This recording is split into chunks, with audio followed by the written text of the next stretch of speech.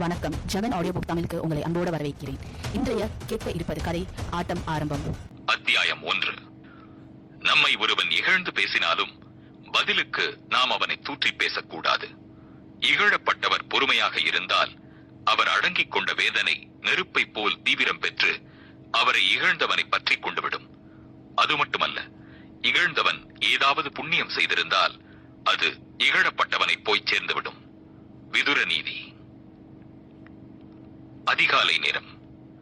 தெருக்களில் பேப்பர் போடும் மனிதர்களின் சைக்கிள் மணி ஓசையோடு பால்காரரின் வருகையை பிரத்யேகமாக தெரிவிக்கும் அவனது கோயில் மணி போன்ற பித்தளை மணியின் ஓசையும் கலந்து ஒலிக்கும் அதிகாலை வேளையில் அந்த பங்களாவின் எழிலான மெயின் கேட் திறந்து கொள்ள உள்ளிருந்து ஒரு நவீனமான படகு கார் தெருவில் இறங்கியது.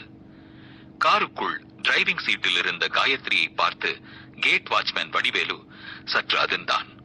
அவன் அதிர்விலிருந்து மீள்வதற்குள் அந்த கார் தெருவில் இறங்கி கண்களை விட்டும் மறைந்து விட்டது. வாட்ச்மேன் கதவை திரும்ப மூடினான். சில வினாடிகள் தயக்கத்தோடு நின்றவன் மெயின் கேட்டை தொடர்ந்து செழிப்பாய் வளர்ந்திருக்கும் தோட்டப்பகுதியை கடந்து பங்களாவின் போர்டிகோ முகப்பை நோக்கி நடந்தான். போர்டிகோவின் நடுவில்தான் அந்த பிரம்மாண்டமான பங்களாவின் மையமான வாசல் பகுதி இருந்தது. அதன் வழியாக பார்த்தபோது ஹாலில் விளக்கு எரிந்து கொண்டிருந்தது. அதை பார்த்துவிட்டு தயங்கி தயங்கி நடந்தான். ஹாலில் தாமோதர் ஒரு ஓரமாய் அமர்ந்த நிலையில் டேபிளில் எதையோ பார்த்தபடி இருந்தார். நைட் டிரெஸ்ஸில் அவரை பார்க்கவும் வாட்ச்மேன் வடிவேலுவிடமும் ஒரு செருமல். அவரும் நிமிர்ந்தார். வடிவேலுவை ஏறிட்டார். ஐயா. என்ன வடிவேலு? அம்மா மட்டும் கார்ல வெளியே போனாங்க, அதான். ஓ, அதுவா? காயத்ரி நானே ஜிம்முக்கு போயிட்டு வந்துடுறேன்பான்னு ரொம்ப ஆசையாவும் கெஞ்சலாவும் கேட்டா. சரி, ஜாக்கிரதையா போயிட்டு வான்னு நான் தான் அனுப்பி வச்சேன். அப்படியா? எங்க உங்களுக்கு தெரியாம தன்னிச்சையா புறப்பட்டு போயிட்டாங்களோன்னு எனக்குள்ள கொஞ்சம் சுருக்குன்னு இருந்துச்சுங்க. சரி சரி, நீ போய் உன் வேலையை பாரு. இனிமே நீ ஷார்ப்பா இருக்க நல்லா தெரியுது. Good, keep it up. Vadivelu திரும்பி நடந்தான். அவரும் டேபிளில் கவனமானார். சில நொடிகளில் வளைவான மாடிப்படிகளில் ஏறி அவரது பிரத்யேக உடற்பயிற்சி அறை நோக்கி நடந்தார். அந்த அறைக்குள் நவீனமான அவ்வளவு உடற்பயிற்சி சாதனங்களும் இருந்தது. சுவரில் அதிநவீன LCD டிவி ஒன்று பெரிய ஸ்கிரீனோடு காட்சி தந்தது. ரிமோட்டில் கைப்படவும் அது ஓடத் தொடங்கியது. அது ஒரு நியூஸ் சேனல். அதை பார்த்தபடியே ட்ரெட்மில் என்னும் நடைப்பயிற்சி எந்திரத்தில் நடக்கத் தொடங்கினார். இனி 1 மணி நேரம் மனிதர் கீழேயே இறங்க மாட்டார். இந்த மாதிரி நவீன கருவிகள் எல்லாம் வருவதற்கு முன்பு வரை தாமோதர் இந்த அதிகாலை வேளையில் பீச்சுக்குத்தான் நடைப்பயிற்சிக்காக செல்வார். இப்போது வீட்டுக்குள்ளேயே நடக்க கருவி வந்துவிட்டது. அதில் நடந்தாக வேண்டும். எக்காரணம் கொண்டும் நடக்காமல் மட்டும் இருந்துவிடக் கூடாது. அப்படி ஒரு நாள் இருந்தால் கூட போதும். சர்க்கரை அளவு கணிசமாக ஏறும். செரிமானத்தில் சிக்கல் உருவாகும். குறிப்பாக தலைவலி வந்துவிடும் தாமோதருக்கு. பணக்காரர்களால் தங்கள் பணத்தால் எதையும் வாங்க முடிந்து விடுகிறது, தங்கள் ஆரோக்கியத்தை தவிர. இந்த உலகத்தையே கூட ஒரு செக்கில் வாங்கும் சாத்தியம் சிலருக்கு எப்போதாவது வரலாம். ஆனால் உடல் உறுப்புகளில் ஒன்று பழுதாகிவிட்டால் அதை விற்கும் கடை மட்டும் இந்த உலகத்தில் இல்லவே இல்லை. தாமோதருக்கும் கொஞ்சம் ஓட்டை உடம்புதான். 2 கண்களில் ஒன்று அரை பார்வைக்கு குறைந்து விட்டது. கால் மூட்டு மாற்றப்பட்டு செயற்கை மூட்டு பொருத்தப்பட்டுள்ளது. கொஞ்சம் கவலைப்பட்டாலும் பிரஷர் எகிர ஆரம்பித்து விடுகிறது. இத்தனை நோய்களுக்கும் ஒரே சர்வரோக நிவாரணி நடைப்பயிற்சி மட்டும்தான் என்று டாக்டர்கள் கூறிவிட்டனர். நடையின் அருமை தாமோதருக்கு நன்றாகவே தெரியும். யாராவது தாமோதரிடம் ஒவ்வொன்னுக்கும் நாயா அலைய வேண்டியிருக்கும் என்று அழுத்துக் கொண்டால், கொடுத்து வச்ச வேண்டா நீ என்பார். அப்படியே, உனக்கு எந்த காலத்திலும் வியாதி வராது, கடவுள் அருள் உனக்கு தான் அதிகம் என்பார். அந்த அளவு அவர் உடம்பு ஆரோக்கியம் குறித்து சிந்தித்து ஒரு தெளிவிலும் இருக்கிறார். 600 கோடிக்கும் மேல் சொத்து இருக்கிறது. கிட்டத்தட்ட 500 பேர் மாதம் தவறாமல் இவரிடம் சம்பளம் வாங்குகிறார்கள். எஸ்டேட், தோப்பு, வயல்வெளி என்று எல்லா விதமான சொத்துக்களும் வாங்கிவிட்டார். ஒரே வாரிசுதான், அவள் தான் காயத்ரி. பார்த்து பார்த்து செதுக்கிய செப்பு சிலை என்று ஒரு வார்த்தையில் கூறிவிடலாம். காயத்ரி பிறந்த கொஞ்ச நாளிலேயே அவள் தாய் கண்ணை மூடிவிட்டாள். அந்த குறை தெரியாதபடி அவரும் அவளை வளர்த்து ஆளாக்கிவிட்டார். காயத்ரி தான் தாமோதரின் எல்லா நிறுவனங்களுக்கும் JMD, அதாவது தூய தமிழில் சொல்வதானால் இணை நிர்வாக இயக்குனர். அழகு, அறிவு, அடக்கம், கருணை என்று எதுவும் காயத்ரியிடம் குறைவில்லாமல் தான் இருக்கிறது. அள்ள அள்ள குறையாத செல்வமும் இன்னொரு புறம் இருந்தாலும் காயத்ரிக்கும் ஒரு பெரிய குறையை அவள் பிறந்த நாளிலிருந்தே அந்த கடவுள் வைத்து விட்டான். பிறந்த 3ஆம் மாதமே அவளுக்கு வலிப்பு வந்தது. பதறிப்போனார் தாமோதர். சிசேரியன் செய்து குழந்தையை எடுக்கும் போது ஆயுதம் போட்டதில் சில நரம்புகள் பாதிக்கப்பட்டதால் வந்த வினை என்பதே பல வருடங்களுக்கு பிறகுதான் தெரிந்தது. அதையும் தமிழ்நாட்டில் யாரும் சொல்லவில்லை. ஒரு வெளிநாட்டு டாக்டர் தான் கண்டுபிடித்து சொன்னார். அவரால் காரணத்தை கண்டறிய முடிந்தது. பூரணமாய் குணப்படுத்த மருந்தைத்தான் கண்டறிந்து கூற முடியவில்லை. வலிப்பு விஷயத்தில் இன்றைய மருத்துவ விஞ்ஞானம் மிகவே முன்னேறிவிட்டதுதான். ஆனாலும் 100% குணப்பாட்டை அதனால் காயத்ரி வரையில் தர முடியவில்லை. அது எப்போது எப்படி எட்டி பாயும் என்றும் கூற முடியவில்லை. கடந்த காலத்தில் அது எப்போதெல்லாம் வந்தது என்பதை ஒரு ஆராய்ச்சி மருத்துவர் காயத்ரி வரையில் சவாலாக எடுத்துக்கொண்டு ஆராய்ந்ததில் அவள் மிகவும் சந்தோஷப்பட்ட போதெல்லாமும் மிகவும் துக்கப்பட்ட போதெல்லாமும் அது வந்தது தெரிய வந்தது. இறுதியாக அவர் சொன்ன மருந்து கெமிக்கல் சார்ந்ததே இல்லை, மனம் சார்ந்தது. அது, மேடம், நீங்க ஒரு யோகி மாதிரி சமநிலையில இருக்கிறவரை உங்களை இந்த நோயால எதுவுமே பண்ண முடியாது. ரொம்ப சந்தோஷப்பட்டாலும் சரி, துக்கப்பட்டாலும் சரி, இது உங்களை தாக்குறத தவிர்க்கவும் முடியாது. சுருக்கமா சொல்ல போனா, இன்ப துன்பங்களை சமமா கருத வேண்டிய கட்டாயம் உங்களுக்கு. கொஞ்சம் கூட உணர்ச்சி வயப்படக்கூடாது. இது ஒரே ஒரு விஷயத்துக்கு மட்டும் பொருந்தாது. அது தாம்பத்தியம். தாராளமா கல்யாணம் பண்ணி குழந்தைகளை பெறலாம் என்று அந்த மருத்துவர் கூறியதில் காயத்ரிக்கு தாராளமாக திருமணம் செய்து வைக்கலாம் என்று மருத்துவர் சொன்ன ஒரு விஷயம் மட்டும் தாமோதருக்கு மன ஆறுதல் தந்தது. மற்றபடி அவளை ஒரு பெண் சாமியாராக வாழச் சொன்னது சுத்தமாக பிடிக்கவில்லை. இவ்வளவு சொத்துக்கள் இருந்து என்ன புண்ணியம்? காயத்ரி ஒரு நடுத்தட்டு குடும்ப பெண்கள் போலத்தான் வாழ்ந்தாக வேண்டும். ஒரு முறை அவள் பிறந்த நாளைக்கு 1.5 கோடியில் ஒரு வைரமாலையை தாமோதரின் அக்கா மகன் கிரீஷ் பிறந்த நாள் பரிசாக தந்தான். கிட்டத்தட்ட 10 சென்ட் அளவில் 1000க்கும் மேலான வைரக்கற்கள் பதிக்கப்பட்ட ஆரம் போன்ற வைர மாலை அது. அதை அவன் பார்ட்டி ஹாலில் காயத்ரிக்கு அணிவிக்கவும் காயத்ரி திக்குமுக்காடி போனாள். எல்லா டிவிகளிலும் அன்று அவள் செய்தியாகவும் ஆகிவிட்டாள். அந்த வைரமாலையால் மட்டுமல்ல, அந்த நொடியே அவளுக்கு ஏற்பட்ட காக்காவலிப்பாலும். அதனால் காயத்ரி இந்த அதிநவீன மருத்துவ விஞ்ஞான உலகிலும் ஒரு ஆபத்தான நோயாளியாக பரிதாபமாக பார்க்கப்படுவதுதான் கொடுமை. தாமோதருடன் தொழில் நிமித்தமாக பேசுபவர்கள் கூட இறுதியில், காயத்ரி எப்படி இருக்கா, இப்ப அந்த பிட்ஸ் வரதில்ல தானே என்று கேட்டு முடிக்கும் போது தாமோதருக்கு அவர்கள் ஏன் பேசினார்கள் என்று இருக்கும். அதனால் காயத்ரிக்கும் கண்காணிப்பு அதிகம். அவளுடனேயே ஒரு பணிப்பெண் எப்போதும் இருக்க வேண்டும். எதற்காகவும் அவளை விட்டு விலகக்கூடாது. அப்படி ஒரு பணிப்பெண்ணாக மட்டும் இல்லாமல் காயத்ரி வரையில் ஒரு தாயாகவும் மங்களம் மாமி அமைந்ததை இங்கே சொல்லியாக வேண்டும். மங்களம் மாமிக்கும் சென்னைக்கும் சம்பந்தமே இல்லை. காஞ்சிபுரம் பக்கமாய் ஒரு கிராமம். சிவலிங்கப்பாடி என்னும் அந்த கிராமத்து சிவன் கோவில் குருக்களின் மனைவிதான் மங்களம். குருக்கள் என்ன பாவம் செய்தாரோ, மங்களத்துக்கு ஒரு பெண் குழந்தை பிறந்து அந்த குழந்தையும் இறந்து விட்டது. அதன் பிறகு பிள்ளை உண்டாகவும் இல்லை. அவள் மலடி இல்லை, அவ்வளவுதான். மற்றபடி மலடிக்குண்டான அவ்வளவு வேதனைகளையும் கடவுள் அவளுக்கு கொடுத்து விட்டான். இப்படி ஒரு நிலையில்தான் தாமோதர் அந்த சிவலிங்கப்பாடி கோயில் ராஜகோபுரத்தை தன் செலவில் கட்டித்தர நேர்ந்தது. அதன் கும்பாபிஷேகத்துக்காக காயத்ரியோடு சிவலிங்கப்பாடிக்கு போன இடத்தில் காயத்ரிக்கும் மாமிக்கும் ஒரு நல்ல உறவும் உருவாக ஆரம்பித்தது. சில மாதங்களிலேயே குருக்கள் காலமாகவும் மாமி தனிமரமாகி நிற்க காயத்ரி தான் அவளை தன்னோடு அழைத்துக் கொண்டு வந்துவிட்டாள். இதனால் இருவருமே ஒருவருக்கொருவர் ஆறுதலாகி போனார்கள். மாமி வந்த பிறகு தாமோதருக்கும் பெரிய அளவில் சுமை குறைந்த மாதிரி ஒரு உணர்ச்சி. சில நேரங்களில் சில குறைபாடுகளே பெரிய நிறைபாட்டுக்கு காரணமாகி விடுகின்றன. இதை தாராளமாக அதிசயங்கள் பட்டியலில் வைத்து சிந்திக்கலாம். மாமிக்கும் குறை, காயத்ரிக்கும் குறை. இருவருமே ஒருவருக்கொருவர் பெரிய நிறை. தாமோதர் சிவபெருமானுக்கு செய்த ஒரு நல்ல காரியம் இப்படி நல்ல விதமாக முடியும் என்று தாமோதரே கூட எதிர்பார்க்கவில்லை. தாமோதரும் ட்ரெட்மில்லில் தன் 1 மணி நேர நடையை முடித்தவராக, காயத்ரி குறித்த ஒரு பிளாஷ்பேக்கை எண்ணி முடித்தவராக அந்த உடற்பயிற்சி அறையை விட்டு வெளியேற தொடங்கினார். பூஜை அறையில் சுப்பிரபாதம் மெல்லிய அளவில் ஒலிப்பது காதில் விழுந்தது. மங்களம் தான் பூஜை அறையில் பூஜித்தபடி இருக்க வேண்டும் என்பது தாமோதருக்கு தெரியும். தோளில் பூந்துவாலையோடு பூஜை அறை வாசலில் போய் நிற்கவும் மாமி லலிதா சஹஸ்ரநாமம் சொல்லிக் கொண்டிருந்தாள். அவர் வரவும் சற்று நிறுத்தி சிரித்தாள். யூ கேரி ஆன், நீங்க கண்டினியூ பண்ணுங்க என்றபடி நகர பார்த்தார் தாமோதர். 1 நிமிஷம் என்று தடுத்தாள் மங்களம். என்ன மாமே, காயத்ரி தனியா ஜிம்முக்கு போயிருக்கா போல இருக்கே. ஆமா மாமே, நேற்று ராத்திரியே என்கிட்ட பர்மிஷன் வாங்கிட்டா. என்கிட்ட தான் முதல்ல கேட்டா, நான் தான் உங்ககிட்ட கேட்க சொன்னேன். அப்படியா? ஆமா, அவ நீ தனியா எல்லா இடத்துக்கும் போகணும் வரணும், அப்பதான் அவளுக்கு தன்னம்பிக்கை ஏற்படும். புரியுது மாமே, அவளுக்கு நான் நிறைய ஸ்லோகம் சொல்லி கொடுத்திருக்கேன், அதெல்லாம் கவசமா அவளை காப்பாத்தும். சந்தோஷம். நீங்க இனியும் தாமதிக்க தேவையில்ல. அவளுக்கு கல்யாணம் பண்றத பத்தி தாராளமா ஒரு முடிவெடுத்து கடத்துல இறங்கலாம். அதுக்கு தான் கூப்பிட்டேன். மாமி கூறவும் தாமோதரிடம் சற்று தயக்கம், கூடவே ஒரு பெருமூச்சு. அப்போது ஹாலில் தொலைபேசி ஒலித்தது. தாமோதர் அதை எடுக்கச் செல்லவும், நீங்க இருங்கோ என்றபடி மாமிதான் சென்று எடுத்தாள். ரிசீவரை காதில் வைத்தவள் அடுத்த நொடியே அதிர்ந்தாள். அத்தியாயம் 2. ஒருவன் நற்குணத்தையும் நல்வழியையும் கைவிட்டு புலன்களின் தூண்டுதலின்படி அலைந்தால் அவனை விட்டு செல்வம் நீங்கிவிடும், அவனது ஆயுளும் குறைந்துவிடும், அவன் பெற்றிருந்த வாழ்க்கை வசதிகள் விலகிவிடும், மனைவியும் கைவிடுவாள். விதுர நீதி. தொலைபேசி செய்தி மாமியை வாயடைக்க வைத்துவிட்டது. வேகமாக தாமோதர் மாமியிடமிருந்து ரிசீவரை பிடுங்கி தன் காதை கொடுத்தார். ஹலோ, யார் பேசுறது?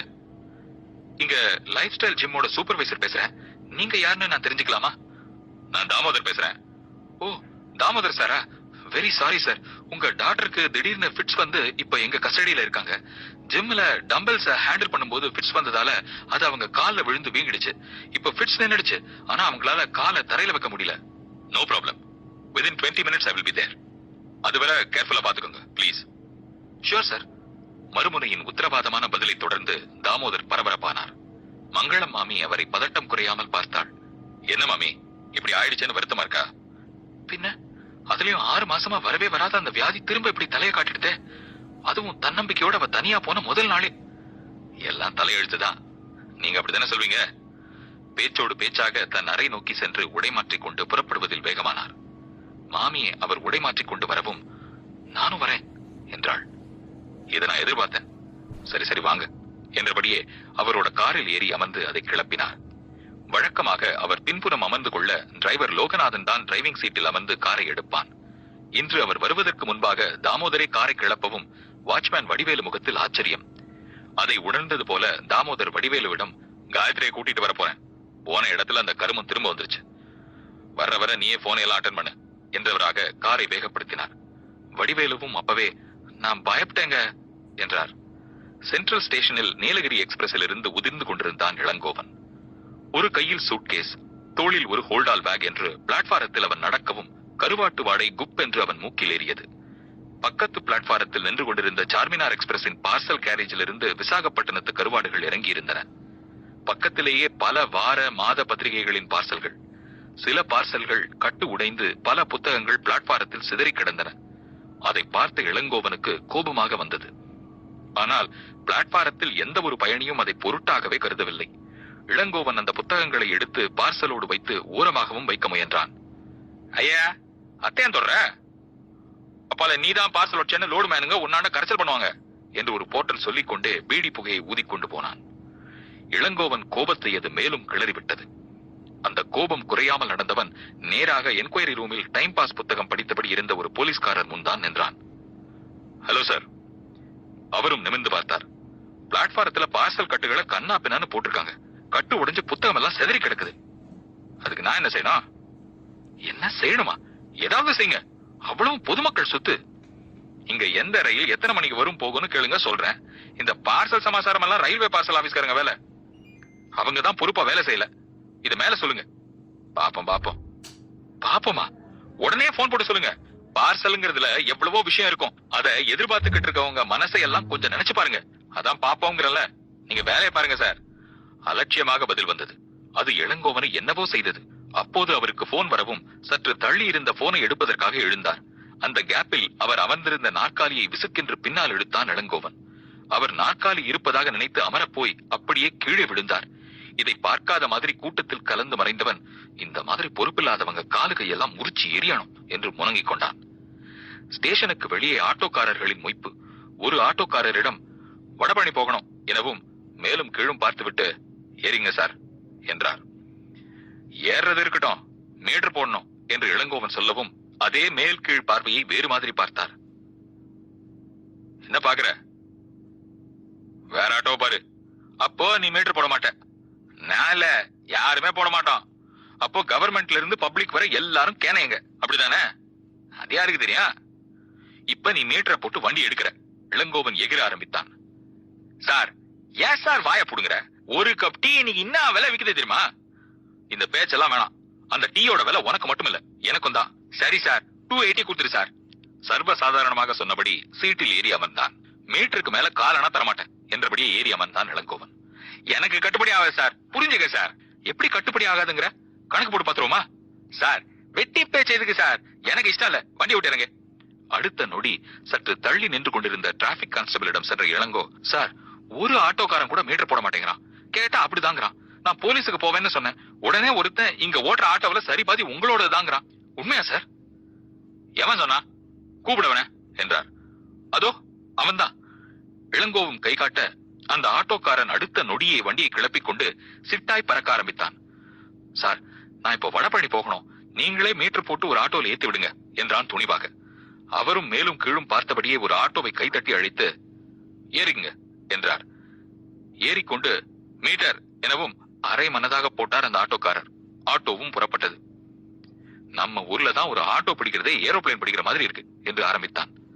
அட நீங்க வேற சார், விலைவாசி எல்லாம் என்ன விலை விக்குது தெரியுமா சார் என்று டிரைவரிடமிருந்து எரிச்சலான பதில். கரெக்டா சொன்னீங்க. விலைவாசி உச்சத்துல இருக்கும் போது ஆட்டோவுக்கும் டாக்ஸிக்கும் 100 கணக்குல கொடுக்கிறது கொழுப்பு தானே என்று பாயிண்டாக மடக்கினான். சார் எங்க நிலைய புரிஞ்சு பேசுங்க சார் என்று கெஞ்சலாய் பேசினார் அவர். உங்க நிலை என்னோட நிலைன்னு எல்லார் நிலையும் ஒண்ணுதாயா. நான் ஒன்னும் அம்பானியோ பில்கேட்ஸோ இல்ல. வேலை தேடி சென்னை வந்திருக்கிற ஒருத்தன். ரயில்ல கோயம்புத்தூர்ல இருந்து சென்னைக்கே நான் 300 ரூபாய் தரல. இங்க 8 கிலோமீட்டர் தூரத்துல இருக்கிற வடபழனிக்கு 300 ரூபாய் தரணும்னா என்ன அர்த்தம்? 1 லிட்டர் பெட்ரோல் ஆயில் விலை 100 ரூபாய். அதுக்கு உன் வண்டி தாராளமா 25 கிலோமீட்டர் தூரம் ஓடும். அந்த கணக்குப்படி பார்த்தா சென்ட்ரல்ல இருந்து வடபழனிக்கு போக வரவே 20 கிலோமீட்டர் வரல. 5 கிலோமீட்டர் டிராபிக்ல நிக்கிற நேரம் செலவாகிறதா வை. அந்த வகையில பெட்ரோலுக்கு 50 ரூபாங்கிறதே அதிகம். நீ வண்டியை ஓட்ட போறது அதிகபட்சம் அரை மணி நேரம் கூட கிடையாது. உனக்கு ஒரு நாள் சம்பளம் 500 ரூபாய் வச்சாலும் 1 மணி நேரம் சம்பள கணக்கு பார்த்தா 60 ரூபாய் சில்லற. அரை மணி நேரத்துக்கு 30 ரூபாய் சில்லற. வண்டி தேய்மானம்னு சவாரியில 10% வச்சாலும் 50 30 80 ரூபாய்க்கு 8 ரூபாய், மொத்தம் 88 ரூபாய். ரவுண்டா 90 ரூபாய். ஆனா நீங்க 300 கொண்டா 400 கொண்டானா என்ன அர்த்தம்? இளங்கோவன் கேட்ட கேள்வியும் புள்ளி விவரமும் பொட்டில் அடித்தது. சார் நான் திரும்ப சென்ட்ரலுக்கு சும்மா தான் சார் திரும்பி போகணும், அதுக்கு யார் சார் தருவா என்று கேட்டான். நீ இப்படி கேட்பேன்னு தெரியும். திரும்பி போகும்போது பார்ட்டி கிடைக்கலாம் கிடைக்காமலும் போகலாம். அதாவது 50-50. அதனால அந்த 90ல பாதி 45, அதை சேர்த்தா 135 ரூபாய். ஆனா நீங்க கேட்டது 300 ரூபாய். இது சரியா? சார் நான் எங்க சார் கேட்டேன்? அதான் மீட்டர் போட்டு ஓட்டிட்டு இருக்கேனே சார். போலீஸ்காரர் சொல்லவும் போட்ட. இல்ல நீயும் 300 400 தானே ஆரம்ப. உங்ககிட்ட என்னால பேச முடியாது சார். என்னாலேயும் தான். ஒவ்வொரு ஆட்டோக்காரங்கிட்டையும் இப்படி பேச தெரிஞ்சாதான் நியாயம் கிடைக்கும்னா இது என்ன நாடு? அவன் கேள்விக்கு பதில் சொல்லாமல் ஆட்டோவில் FM ரேடியோவை தட்டிவிட்டான். அதில் ஒரு முக்கல் முனங்கல் பாட்டு ஒலிபரப்பாக தொடங்கியது. இப்படி எல்லாம் ஜாலியா பாட்டு கேட்டுக்கிட்டு எல்லாம் எந்த ஆபீஸ்லயும் வேலை பார்க்க முடியாது எனவும் பாட்டையும் ஆஃப் செய்த டிரைவர், ஆமா வேலை தேடியா சென்னைக்கு வந்திருக்கீங்க என்று நட்போடு கேட்க அவனும் ஆமோதித்தான். நான் ஒன்னு சொல்லட்டுமா? ஆட்டோவை ஸ்லோவாக்கியபடியே கேட்டான். தாராளமா சொல்லு. ஒண்ணு நீங்க இந்த சென்னையிலேயே பெரிய ஆளா வருவீங்க, இல்ல 1 மாசத்துல இந்த ஊரை விட்டே ஓடி போடுவீங்க என்றான்.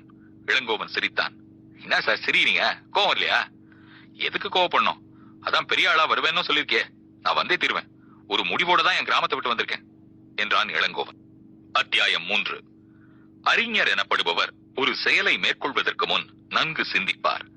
செயல் புரிய தொடங்கிவிட்டால் பாதியில் நிறுத்திவிட மாட்டார். தனது நேரத்தையும் விரயம் செய்ய மாட்டார். மனதை தன் வசத்தில் வைத்திருப்பார். விதுர நீதி. இளங்கோவனின் பதில் ஆட்டோ டிரைவரையே சற்று பிரமிக்க வைத்தது. இவ்வளவு கான்பிடன்ஸான ஒரு பதிலை அவன் எதிர்பார்க்கவில்லை. என்னையா பாக்குற? நான் உனக்கு இப்படி ஒரு பதில் சொல்வேன்னு எதிர்பார்க்கல. ஆமாங்க, எல்லா விஷயத்திலும் கில்லி மாதிரி இருக்கீங்க. ஆமா உங்க சொந்த ஊர் எது சார்? அது எதுக்கு உனக்கு? வண்டியை வேகமா விடு, எனக்கு நேரமாகுது பார். இளங்கோவனின் பதில் ஆட்டோ டிரைவருக்கு ஏமாற்றம் தந்தது. சற்று முறைத்தபடியே வண்டியை வேகப்படுத்தினான். இளங்கோவன் பார்வை வெளியே சென்னை நகர சாலைகளை கவனிக்க தொடங்கியது. எங்கு பார் ஒரே நெருக்கடி. தனியாய் செல்பவர்களில் பலர் செல்போனில் பேசியபடியே செல்ல, சிலர் காதுகளில் இயர்போனில் பாட்டு கேட்டபடி இருந்தனர். ஒருவர் கூட கவனித்து நடக்கிறவராகவே இல்லை. பாழாய் போன இந்த செல்போன் வந்தாலும் வந்தது, இந்த ஜனங்க சுத்தி நடக்கிறதுல கவனமே இல்லாம போயிட்டாங்களே என்று முணுமுணுத்தான். அது ஆட்டோ டிரைவர் காதில் விழுந்தது. அவன் பாக்கெட்டிலும் செல்போன் இருந்து அதுவும் அவனை அழைக்க தொடங்கியது. அவனது ரிங்டோனாக ரஜினியின் நான் ஆட்டோக்காரன் ஆட்டோக்காரன் என்கிற பாட்டு ஒலிக்கவும் ஓட்டுவதை நிறுத்தாமல் எடுத்து பேசத் தொடங்கினான். பேச்சு வளர்ந்து கொண்டே போகவும் இளங்கோவனுக்குள் எரிய ஆரம்பித்தது. யோ, வண்டியை நிறுத்திட்டு பேசு, இல்ல என்னை இறக்கிட்டு பேசியா என்று கத்தினான். டிரைவரும் நான் அப்புறமா பேசுகிறேன் என்றபடி செல்போனை அவசரமாக அணைத்து பாக்கெட்டில் போட்டவனாக, என்ன சார் நீங்க மிலிட்டரி தனமா நடந்துக்கிறீங்க? பேசுறதுக்கு தானே சார் செல்போன் இருக்குது என்றான். பேசுறதுக்கு தான் செல்போன், பின்ன என்ன முதுகு சொரிஞ்சுக்கிறதுக்கா? எனக்கு தெரியாது பாரு இந்த கோவம் ஆகாது சார். நீங்க இவ்ளோ ஸ்ட்ரைட் ஃபார்வர்டா இருந்தெல்லாம் குப்பை கூட்ட முடியாது சார். நான் ஏன் கூட்டுறேன்? நான் குப்பைக்கெல்லாம் நெருப்பு வைக்கிறமையா? வண்டியை ஓட்டிக்கிட்டு போன் பேசுறியே, போலீஸ் பார்த்தா உனக்கு தானே ஆபத்து. அட போ சார், நீ வண்டியே அவங்களுக்கு தான்.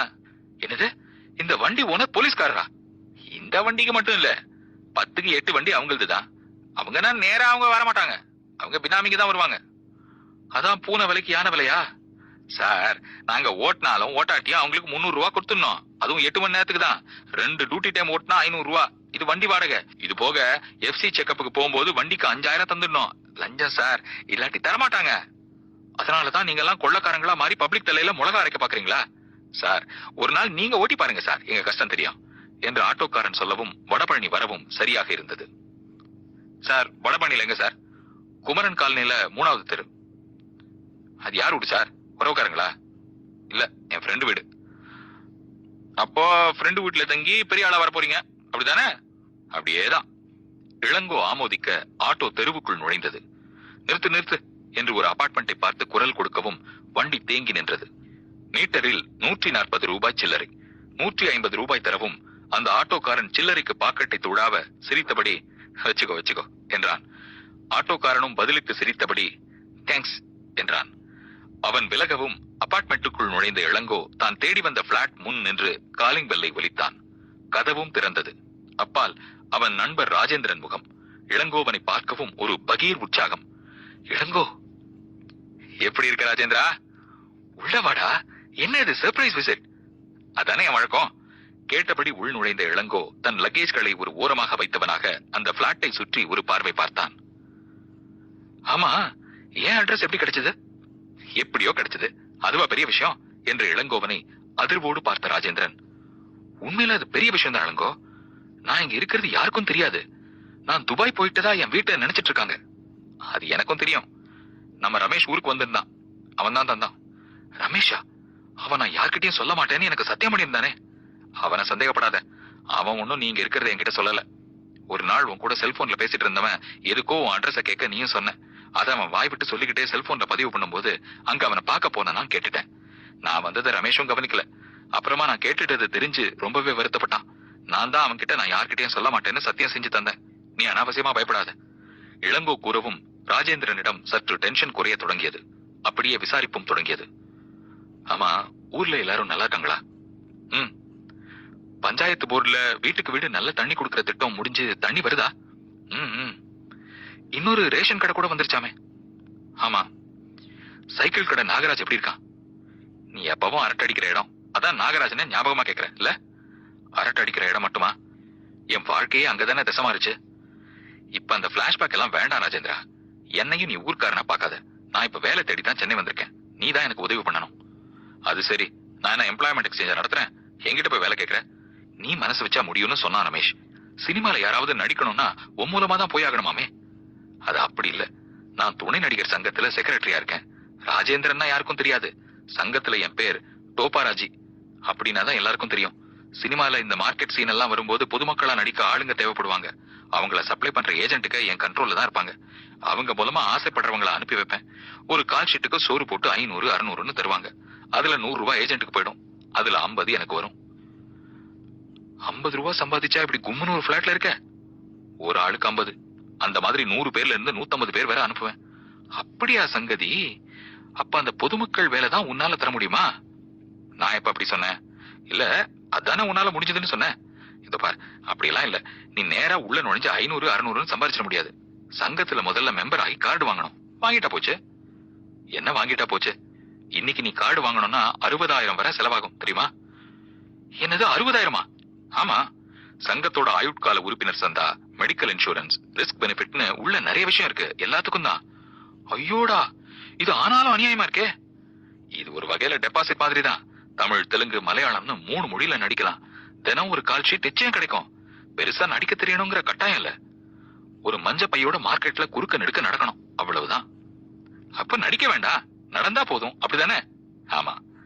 நமக்கு வேண்டாம் அந்த வேலை. ஒரு சினிமா பார்க்கும்போது நான் இந்த கூட்டத்தவங்களை பார்த்து தான் ரொம்பவே பரிதாபப்படுவேன்.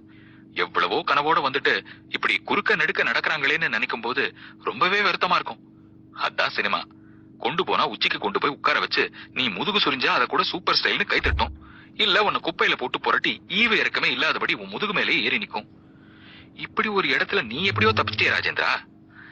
என்ன செய்ய, சொந்த ஊர்ல ஒரு குற்றவாளியா முத்திர குத்தப்பட்டு வாழ முடியாத நிலையில எந்த வேலையும் தெரியாத எனக்கு இந்த வடபழனி தான் கை கொடுத்துச்சு.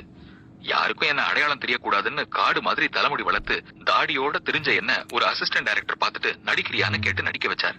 வயிற்று பசி என்னையும் தலையாட்ட வச்சுச்சு. பெரிய ரோல் எல்லாம் கிடையாது.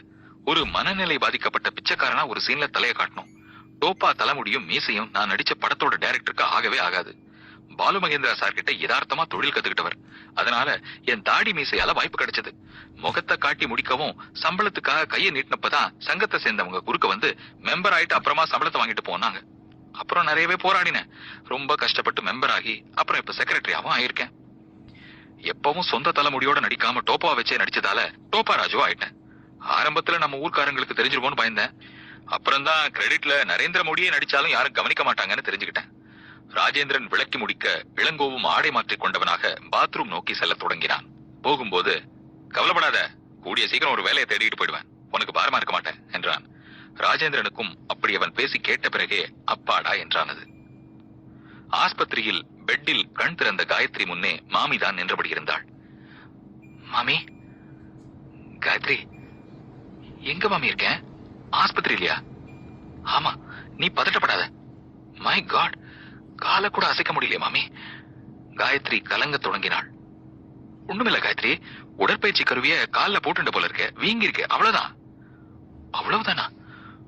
இது போதாது மாமி, என்னால இண்டிவிஜுவலா செயல்படவே முடியாதா மாமி? கண்களில் கண்ணீர் கொப்பளிக்க கேட்டாள் காயத்ரி. அதை கேட்டபடி வந்த டாக்டர் மாமியையும் அவளையும் பார்த்தபடியே, மிஸ் காயத்ரி, நீங்க செல்ஃபா எல்லா வேலையும் செய்ய வழி இருக்கு. ஒரு டாக்டரா இல்லாம ஒரு வெல்விஷரா நான் ஒன்னு சொன்னா கேப்பீங்களா? டாக்டர் புதிர் போடுவது போல கேட்டார். என்ன டாக்டர்? உங்களுக்கு கல்யாணமானா நீங்க பூரணமா குணமாயிடுவீங்கன்னு நான் உறுதியா நம்புறேன் என்றார் டாக்டர். அத்தியாயம் 4. உழைப்பதில் ஆர்வமில்லாத குடும்பஸ்தர், உலக விவகாரங்களில் ஈடுபடுகின்ற துறவி. இந்த 2 வகையினரும் இவ்வாறு தங்களுக்குரிய கடமையை கைவிட்டால் வாழ்வில் கௌரவம் பெற முடியாது. விதுர நீதி.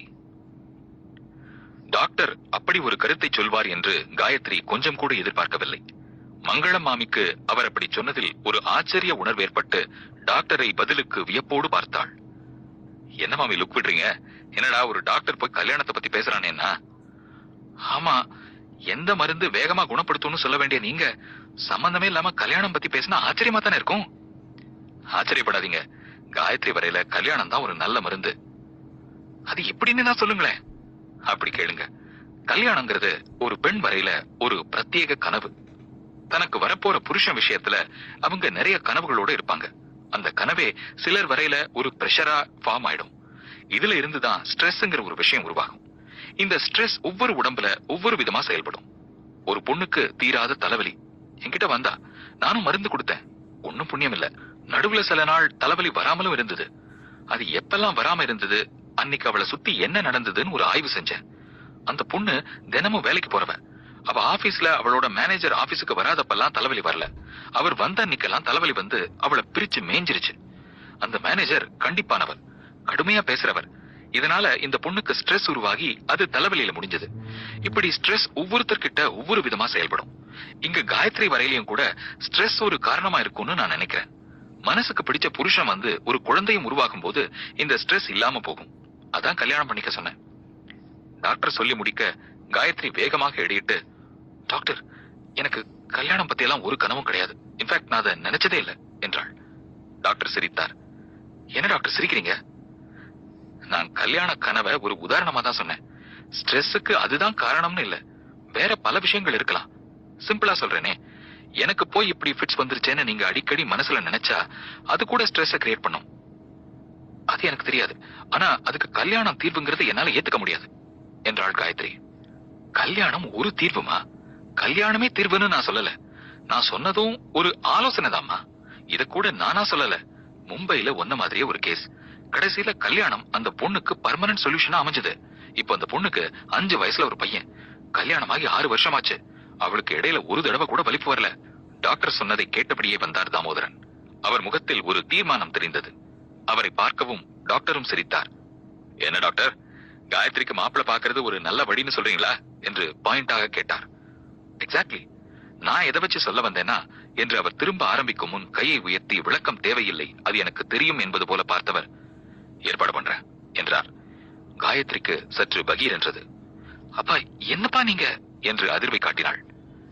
பதட்டப்படாத காயத்ரி, இந்த அபிப்பிராயத்தை தான் ஜோசியர் கூட சொன்னார், இப்ப டாக்டரும் சொல்றார். ஒரு அப்பாவா உனக்கு கல்யாணம் பண்ண வேண்டியதும் என் கடமை தானமா. சாரி டாட், இந்த உடம்போட நான் கல்யாணம் எல்லாம் படிக்க மாட்டேன், எனக்கு கல்யாணத்திலயும் இப்ப இன்ட்ரெஸ்ட் இல்ல என்று மிக தீர்மானமாக பேசினாள் காயத்ரி. அதுவரை எதுவும் பேசாத மாமியை காயத்ரியின் பதில் பாதித்தது. காயத்ரி, உனக்கு என்ன 16 வயசு நினைப்பா? இப்போ உனக்கு வயசு எவ்வளவு தெரியுமோ? 26. அதனால என்ன மாமி? அதனால என்னவா? உன் வயசுல நான் 2 பிள்ளை பத்து அதை தூக்கி எமன்ட்டையும் கொடுத்துட்டேன் தெரியுமா? ஐயோ மாமி, உங்க காலம் வேற, இப்ப நடப்பு காலம் வேற. காயத்ரி, எல்லா காலத்திலயும் சில அடிப்படையான விஷயங்கள் உண்டுதாமா, அது எப்போ மாறவே மாறாது, தெரிஞ்சுக்கோ. மாமி பதிலுக்கு பதில் என்று பேச டாக்டர் இடையிட்டு, இவ்வளவு பேசினதே போதும், அப்புறம் இப்படி பேசுறதுனாலேயே பிரச்சனை வரலாம். காயத்ரி வரையில உணர்ச்சி வசப்படாத தன்மையும் நல்ல சந்தோஷமான மனநிலையும் ரொம்பவே முக்கியம், பார்த்து பக்குவமா நடந்துக்கோங்க. டாக்டர் சொல்லிவிட்டு விலகிக் கொள்ள காயத்ரி முகத்தை தூக்கி வைத்துக் கொண்டாள். மாமி தாமோதருக்கு இது பற்றி நாம் பிறகு பேசிக் கொள்ளலாம் என்கிற மாதிரி ஜாடை காட்டினாள். அவருக்கும் அது புரிந்தது. காலிங் பெல் சப்தம் கேட்டு எழுந்து போய் கதவை திறந்தான் இளங்கோவன். கதவுக்கு அப்பால் ஒரு ஜடாமுடி சாமியார், அவரும் அருளாசி தருபவர் போல் கையை ஆட்டிச் சிரித்தார். யாருங்க நீங்க? பார்த்தா தெரியல, சாமியாருப்பா. அது தெரியுது, இங்க எதுக்கு வந்தீங்க? உன்னை பார்க்கதான்பா. என்னையா? நீ தானே கோயம்புத்தூர் பக்கமா உள்ள சிறுமுகங்கிற ஊர்ல இருந்து வந்திருக்கிற இளங்கோவன்? நான் தான். அப்போ உன்னைத்தான் நான் பார்க்கணும். நான் இங்க இருக்கிறது எப்படி உங்களுக்கு தெரியும்? உங்களை அனுப்பி வச்சது அந்த சர்வேஸ்வரர் தானப்பா அனுப்பி வச்சிருக்கான். சர்வேஸ்வரனா? இந்த பேர்ல எனக்கு யாரையுமே தெரியாதே. உனக்கு தெரியாமல் இருக்கலாம், ஆனா அவனுக்கு தெரிஞ்சிருக்குதே. யோ சாமி, இந்த டுபாகூர் வேலையெல்லாம் என்கிட்ட வேணாம், ஓடி போயிடு. என்ன இப்படி பேசுகிறாய்? நான் உன் முக்காலத்தையும் கூற முடிந்தவனப்பா. இப்பொழுது கூட நீ வேலை தேடித்தானே சென்னை வந்திருக்கிறாய்? ஆமா, நான் மட்டுமா வரேன்? ஒரு நாளைக்கு 4786 பேர் இந்த சென்னைக்கு வேலை தேடி வராங்களாம். அதுக்கு என்னப்போ? சர்வேஸ்வரன் உன்னை சிறுமுகைக்கே திரும்பி போக சொன்னானப்பா. அங்கே நெசவு தொழிலில் நீ ஈடுபட்டால் கோடி கோடியாய் சம்பாதிக்கலாம். நெசவு தொழில கோடி கோடியாவா? சாமி, எங்க ஊர்ல 300 பவர்லூம் தறி மிஷின் வச்சிருக்கிற வில்லாதி வில்லன்களாலேயே ஒண்ணும் பண்ண முடியல. நெசவு தொழில் இப்ப லாரியில் அடிபட்ட நாய் மாதிரி கிடக்கு. இதுல ஒரு தறி போட வக்கில்லாதனா கோடி கோடியா சம்பாதிப்பேனாமா? உன் சர்வேஸ்வரனுக்கு நாட்டு நடப்பே கொஞ்சம் கூட தெரியலையே. அப்படி சொல்லாதே, விவரமாக சொல்கிறேன். என்னை உள்ளே விடு, ஹாலில் அமர்ந்து பேசுவோம். பேசினது வரைக்கும் போது, நீ கிளம்பு. நான் ஞானகுரு, என்னை துரத்தாதே. முகரக்கட்ட ஷேவ் பண்ண பிளேடு வாங்க காசு இல்லாத பிச்சைக்காரனி ஞானகுருன்னு பீலா விடையாக்கும். நான் கடவுளின் தூதன், என்னை பகைக்காதே. போடடே என்று ஆவேசமாக பேசி கதவை திரும்ப தாழிட்ட இளங்கோவனுக்கு நிஜமாலுமே முகம் சிவந்து விட்டிருந்தது. அதே வேளை திரும்பவும் கதவு தட்டப்படும் சப்தம். கூடவே, இளங்கோ, நான் ராஜி வந்திருக்கேன், கதவை தரடா என்கிற குரல். இளங்கோவனும் கதவை திறந்தான். எதிரில் தலையில் இருந்து ஜடாமுடி டோப்பாவை எடுத்தபடி ராஜேந்திரன். அடப்பாவி, நீயா? நானேதான். குரலை மாத்தி பேசினதுல நீயும் நல்லா ஏமாந்துட்ட. அப்போ இந்த வேஷத்துல நான் நடிச்ச படம் நிச்சயம் ஹிட்டு தான் என்றபடி உள்ளே வந்தான் ராஜேந்திரன். சாரிடா ராஜி, உன் வீட்டுக்குள்ளேயே உன்னை விடாம படார்னு கதவை சாத்திட்டேன். அதை விடு. ஆமா, சாமியாருங்க மேல உனக்கு அப்படி என்னடா கோவம்? ஏன் ராஜி, உனக்கு அவங்க மேல எல்லாம் இன்னும் நம்பிக்கை இருக்கா? இளங்கோ கேட்க ராஜேந்திரன் சோஃபாவில் அமர்ந்தவனாய் தலைமுடியை கோதிவிட்டுக் கொண்டு கன்னங்களையும் தேய்த்து விட்டுக் கொண்டான். இளங்கோவும் எதிரில் அமர்ந்து கொண்டான். என்ன கேட்ட பணி? இல்ல, இந்த சாமியாருங்க மேல எல்லாம் உனக்கு இன்னுமா மதிப்பு மரியாதை இருக்கு? என்னடா கேள்வி இது? யாரோ ஒரு சிலர் தப்பா நடந்துகிட்டதுக்காக எல்லா சாமியார்களையுமா தப்பு சொல்றது? அப்போ யோக்கியமான சாமியார்களும் இருக்காங்கன்னு சொல்றியா நீ? எல்லா இடத்துலயும் 2 விதமான மனுஷங்களும் இருக்காங்க இளங்கோ. இப்ப கூட நான் இமயமலையில இருந்து திரும்பி வந்த ஒரு நல்ல சாமியாரா நடிச்சுட்டு தான் வரேன். சாரி ராஜி, சாமியார்னாலே என் அகராதியில அவன் ஒரு கோழை. வாழ பயந்துகிட்டு ஓடி ஒளிஞ்சுக்கிட்டவங்க தான் இவங்க. கோழைகளை என்னால மதிக்க முடியாது. இளங்கோ, அப்படியெல்லாம் சொல்லிடாத. கோடிக்கணக்கான ரூபாய் சொத்துக்களை எல்லாம் தூக்கி எறிஞ்சிட்டு சாமியாரா தெரியற பல பேரை எனக்கு தெரியும். என் வரையில சாமியார்னா ஆசை பாசம் இதையெல்லாம் ஜெயிச்சவங்க. தப்பா சொல்ற? நான் அப்படி ஆசா பாசங்களை ஜெயிச்ச ஒரு மனுஷனை கூட பாக்கல. ஆனா பாசங்களை ஜெயிச்சவங்கன்னா எதுக்கு கோடிக்கணக்கில் செலவழிச்சு ஆசிரமம் கட்டுறாங்க? காலை தொட்டு வணங்க ஒரு தொகை, தலையை தடவி ஆசீர்வாதம் வாங்க ஒரு தொகைன்னு எதுக்கு வசூல் பண்றாங்க? டேய், நீ தப்பாவே உதாரணம் சொல்ற, நான் சரியானதையே உதாரணம் சொல்றேன். நம்ம பார்வை எப்படியோ அப்படிதான் காட்சிகளும் இருக்கும். ராஜி, இந்த தத்துவ பேச்சையெல்லாம் விடு. எனக்கு வேலைக்கு சொல்றதா சொன்னியே, அந்த விஷயத்துக்கு வா. நீ பேசுறத பார்த்தா எனக்கு பயமா இருக்குடா. உன் மனப்பான்மைக்கு நீ முதலாளியா தான் இருக்க முடியும், ஆனா கூலி வேலைக்கு தான் இப்ப ஆள் தேவை. என்ன செய்ய சொல்ற? இத பார், தெருவுல தார் போடுற வேலையை கூட நான் செய்ய தயார். நீ சும்மா சொல்லு. என்னடா சொல்ற? உன் பேச்சுக்கும் விருப்பத்துக்கும் சம்பந்தமே இல்லாமல்ல இருக்கு. நீ என்ன வேலைன்னு மட்டும் சொல்லு, மத்தத நான் பாத்துக்கிறேன். காயத்ரி கன்ஸ்ட்ரக்ஷன்ஸ்னு ஒரு மாடி வீடுகள் கட்டி விக்கிற நிறுவனத்துக்கு வாட்ச்மேன் தேவை, போறியா? ராஜேந்திரன் கேட்க இளங்கோவும் சந்தோஷமாக சம்மதித்தான். அத்தியாயம் 5.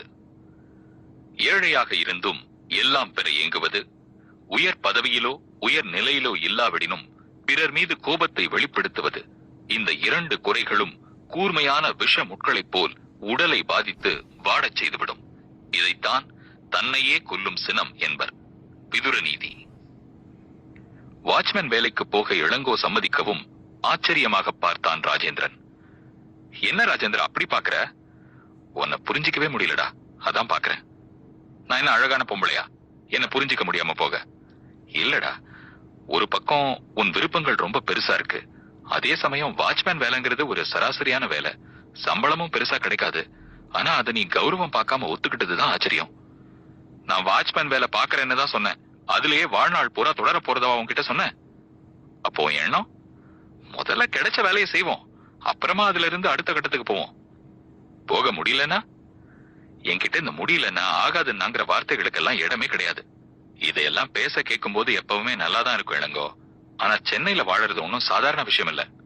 போதும், நீ அந்த வேலையில சேர்த்து விடுற வழிய பாரு. எப்ப போய் பாப்போம்? நாளைக்கு? அதுக்குள்ள அந்த வேலைக்கு யாராவது வந்தாலும் வந்துடலாம். இப்பவே போவோம். இப்பவே வா. ஆமா, நன்றே செய் அதை இன்றே செய்யுங்கிறது தான் பழமொழி. இளங்கோவின் துடிப்பை ரசித்தபடியே குளித்து விட்டு வருவதற்காக பாத்ரூம் நோக்கி நடந்தான் ராஜேந்திரன். தீவிரமான சிந்தனையில் இருந்தார் தாமோதர். கையில் பேப்பர் வெயிட் சுழன்றபடி அதை எதிரொலித்துக் கொண்டிருந்தது. அப்போது மாமியும் அந்த அறைக்குள் நுழைந்து நின்றாள். கூப்பிட்டேளா? ஆமா மாமி, உட்காருங்கோ.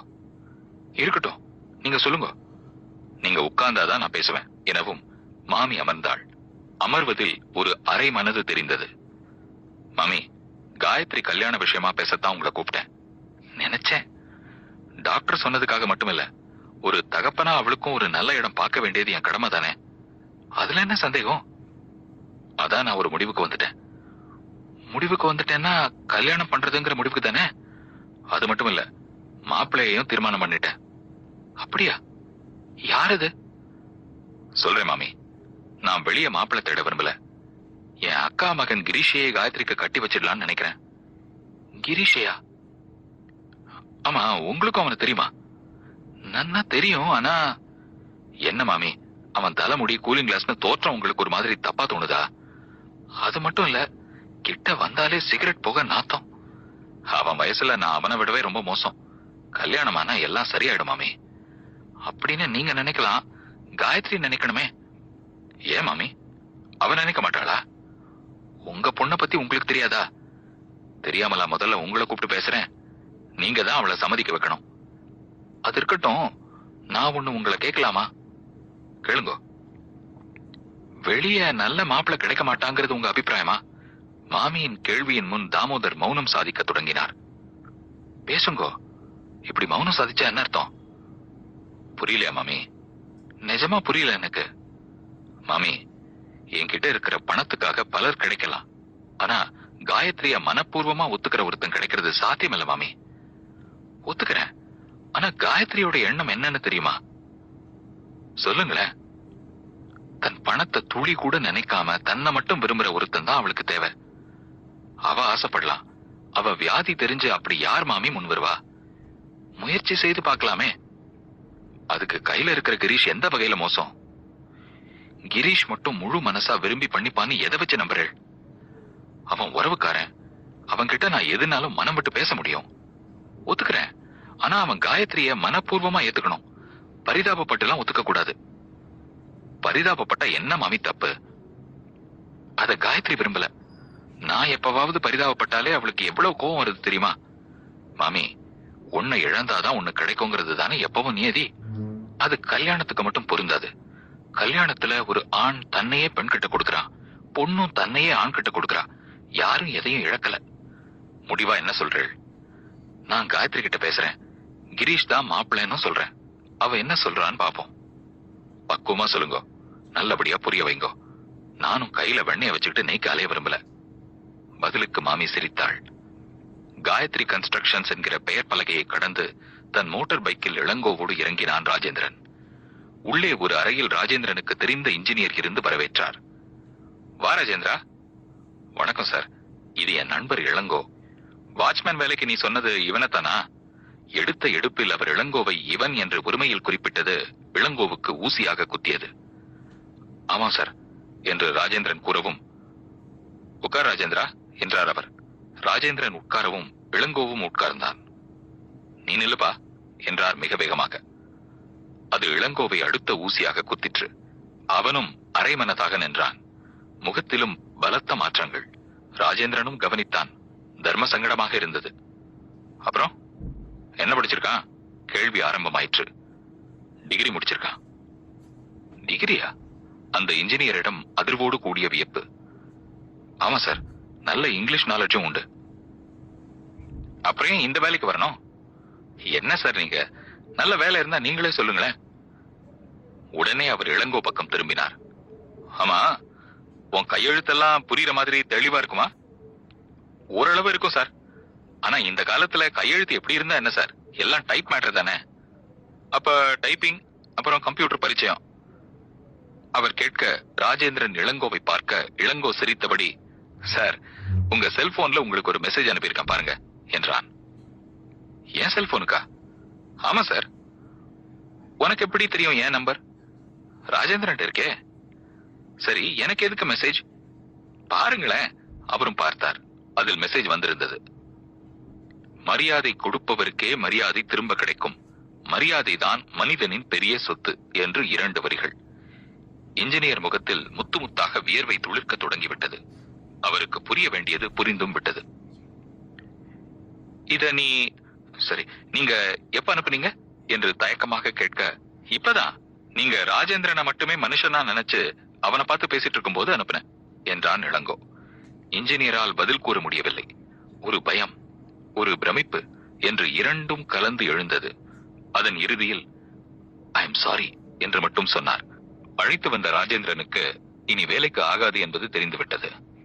சரிங்க சார், நான் புறப்படுறேன், நீங்க பார்த்து சொல்லுங்க என்றபடி இளங்கோவோடு வெளியே வந்தான். வந்த வேகத்தில் முறைத்தான். அப்படியே, இந்த வாய் ஆகாதுடா என்றான். எல்லாம் ஆகுண்டா என்று ஒரு வேகமான பதில் இளங்கோவிடமிருந்து வந்தது. என்ன ஆகும்? நீ இப்ப எப்படி நடந்துகிட்ட தெரியுமா? எப்படி? பெரிய புடுங்கி மாதிரி நடந்துகிட்ட. நான் புடுங்கிதான்டா. திமிர் யார்கிட்ட இருந்தாலும் அதை பிடுங்கி எறிகிறவன். அப்ப நான் புடுங்கிதானே? இளங்கோ, நீ புடுங்கியா இருந்துகிட்டு எப்படிடா வாட்ச்மேன் வேலைக்கு சம்மதிச்ச? உன் கேள்வி எனக்கு புரியுது ராஜேந்திரா.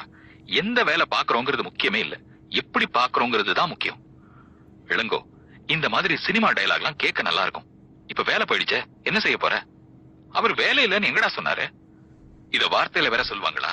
உனக்கு அவ்வளவு கூட ஐக்கியம் இல்ல. சரி, நீ இப்ப என்ன சொல்ற? என்ன விட்டுடு.